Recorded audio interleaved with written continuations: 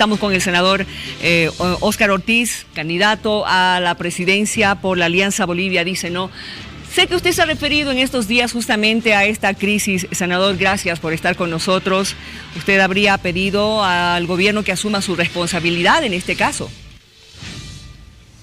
Así es, Miriam. Buenas noches, en primer lugar, a través de Hora 23 al país y a usted, por supuesto. Yo creo que esto es algo que realmente no podemos dejarlos pasar como una noticia más.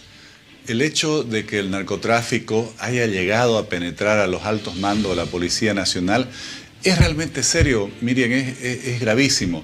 Significa que el narcotráfico ha logrado que altos oficiales de la Policía Nacional no solo no lo combatan, sino que se vuelvan partícipes de esta actividad ilícita, criminal, que amenaza la seguridad de nuestras familias, del propio Estado. Es prácticamente destruir la esencia misma de la Policía Nacional y obviamente nos amenaza y nos hace perder credibilidad como país frente a la comunidad internacional. Pero está claro, en mi opinión, Miriam, que esto no es solo culpa de la Policía Nacional, no es solo culpa de algunos altos oficiales que lamentablemente cayeron en esta tentación del crimen, del dinero fácil, en fin. Aquí ha habido una politización, una desinstitucionalización. La prueba de ello es que incluso este comandante, el general Delgado, que estuvo tan solo 3 meses, en esos 3 meses, por ejemplo, denunció al señor Juan Carlos Huarachi, secretario ejecutivo de la Central Obrera Boliviana, por uso indebido de influencia, porque también él andaba metiéndose en ver a quién se designaba en los distintos cargos de la Policía Nacional. Si lo mismo pasa también con el gobierno nacional, que además la Constitución dice que la policía depende directamente del presidente a través del Ministerio de Gobierno, obviamente que tiene una responsabilidad política por no haberlo evitado, por no haberlo detectado, y si no hubiera sido el famoso audio, estas personas hubieran seguido colaborando con el crimen organizado, e incluso alguno de ellos decía, yo hubiera sido general y quizás comandante de la policía. Bueno, eso muestra la gravedad de este hecho, Miriam. Ahora, ¿qué lectura tiene usted con relación al hecho de que hoy el presidente, don Evo Morales, le ha dado su confianza al ministro Romero? Bueno, mi conclusión es que si el presidente ratifica al ministro Romero, se entiende que también ratifica al viceministro Cáceres, que es una persona de su alta confianza y que además es el responsable de la lucha contra el narcotráfico desde que inició el gobierno del presidente Evo Morales. Todo esto ya más de 13 años, ya estamos en el año número 14 de su gobierno. Está claro que entonces quien tiene que asumir la responsabilidad es el presidente. Y aquí yo veo que el gobierno busca evadir su responsabilidad, busca quizás decir que esto solo ha sido un problema de algunos oficiales. Aquí claramente hay una red dentro de la Policía Nacional colaborando con el narcotráfico, o peor aún, por las peleas que están habiendo, pareciera que hubiera más de una red que está compitiendo entre sí y que incluso todas estas noticias salen por la guerra interna entre estas redes. Ahora, de todas formas... Aquí claramente, ¿quiénes? Perdón, de todas formas, el presidente le había ordenado al ministro Romero que actúe con todo el peso de la ley justamente para romper estos narcovínculos, ¿no? Y decir, para identificar a aquellos malos policías que están vinculados con narcotraficantes. Bueno, así es, Miriam, pero ¿cuándo le ha ordenado? ¿En el año 14 de su gestión? Ha sido inmediatamente después de conocerse este escándalo. ¿Y por qué no lo conocían antes, Miriam? Pero ha sido publicado. ¿Por qué no evitaron esto? ¿Acaso no hay los mecanismos internos?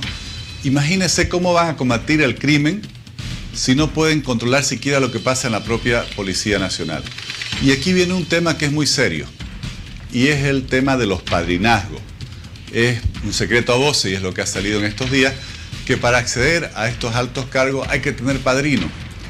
Esos padrinos exigen ciertos beneficios, y ahí comienza todo el tema de la corrupción, las recaudaciones. Aquí, por ejemplo, hoy me encuentro en Santa Cruz, que es mi departamento. Siempre tenemos esa sensación, pero que seguramente pasa en otras partes, de que nos ven como una plaza de recaudación, de enriquecimiento fácil. Y aquí está claro, Miriam, quienes han tenido la autoridad para nombrar a todos los comandantes generales, las órdenes de acceso, las listas de destino, ha sido el oficialismo, ha sido el gobierno. Bueno, nadie asume la responsabilidad. Yo quiero saber realmente si se va a llegar hasta el fondo del problema. Y el fondo del problema no es si se fueron de tour a Cartagena, no es si condecoraron un narcotraficante. El fondo del problema es que con la participación de oficiales de la Policía Nacional, por lo que dice el mismo gobierno, se estaba exportando droga incluso desde nuestros aeropuertos, con colaboración de los propios oficiales a cargo de la seguridad o de la lucha contra el narcotráfico en estos aeropuertos. Sabe que esto, Miriam, puede tener incluso consecuencias graves, no solo para la imagen de Bolivia al exterior, sino también para las relaciones económicas que tenemos con otros países que obviamente entienden que aquí hay un Estado capaz de controlar sus aeropuertos y sus fronteras, y eso lamentablemente no está funcionando. Ahora, don Oscar, ¿usted conoce de alguno de estos padrinos? ¿Quiénes estarían ejerciendo presión en la policía? Bueno, uno claro es el que denunció el general Delgado, que es el señor Juan Carlos Guarachi, secretario ejecutivo de la COP y vocero del CONALCAN, que fue denunciado por el anterior comandante general de la policía por uso indebido de influencia. Ahí hay un ejemplo claro de padrinazgo, Miriam. ¿Ese es uno de los únicos ejemplos que tiene? Bueno, es lo que ha salido a la luz pública. Como usted sabrá, esos padrinazgos no emiten memorándum, lo que hacen es influenciar con su peso político para que pongan determinada o cual persona en estos cargos. Pero está claro que si, por ejemplo, en el caso de Coronel Medina, fue ratificado durante 4 gestiones en un mismo cargo, algo absolutamente inusual, bueno, no solo se entiende que gozaba de mucha confianza de algunas autoridades dentro del Ejecutivo, sino que también, obviamente, tenía su respaldo para ir más allá de lo que se acostumbra normalmente en los destinos de la Policía Nacional, que muchos de ellos en los altos cargos son de carácter anual. Ahora, don Oscar, ¿cómo podemos despolitizar la policía? ¿Qué hacemos? Bueno, todo esto comienza por la actitud que tenga el gobierno nacional. Vamos a respetar a la Policía Nacional como una entidad profesional, especializada, con una función específica, que es combatir el crimen y cuidar de la seguridad del Estado y obviamente de las familias bolivianas, o la vamos a utilizar como la ha utilizado este gobierno para perseguir, por ejemplo, a quienes piensan distinto, para espiar a quienes piensan distinto. Está claro que ahí se comienza a pudrir todo.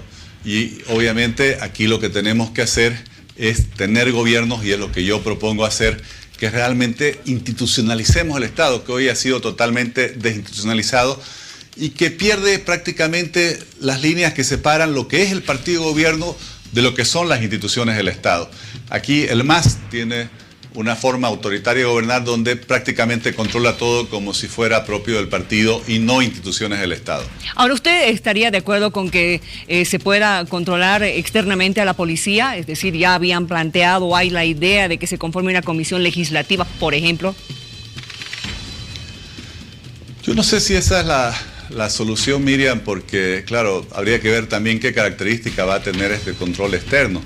Yo creo que lo que corresponde aquí, obviamente la Asamblea Legislativa puede fiscalizar a todos los órganos del Estado y debe fiscalizarlos, pero aquí lo que tenemos que hacer de una vez por todas es devolverle la institucionalidad a las principales entidades del Estado. Estamos hablando de la policía.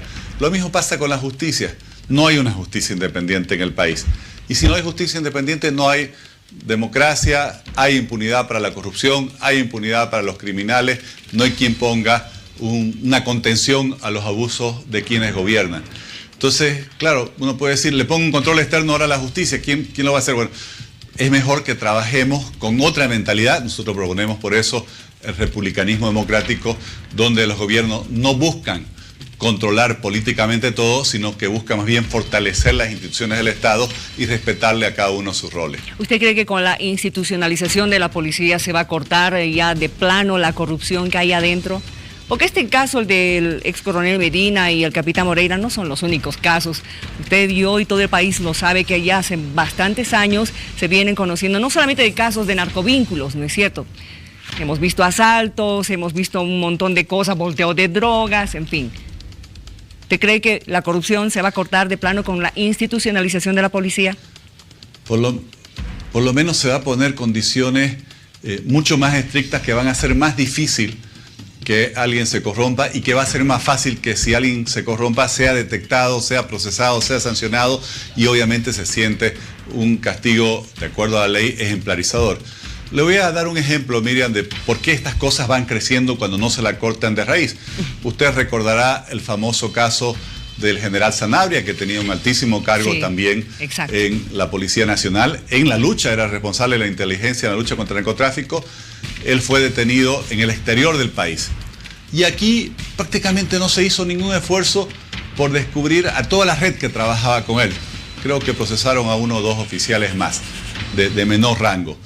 Claro, cuando esas cosas no se sientan, estos castigos ejemplarizadores, parece, o se da la impresión, o en los hechos así sucede, que hay impunidad y comienzan a caer otros funcionarios, en este caso otros oficiales, en estas mismas prácticas corruptas que, como le digo, van contra la esencia misma de la policía. Imagínense una policía que se vuelve, o por lo menos unos oficiales de la policía que se vuelven cómplices del crimen organizado. Bueno, no solo no nos da ninguna tranquilidad a los ciudadanos, tampoco garantiza la seguridad del Estado y pierde su razón de ser.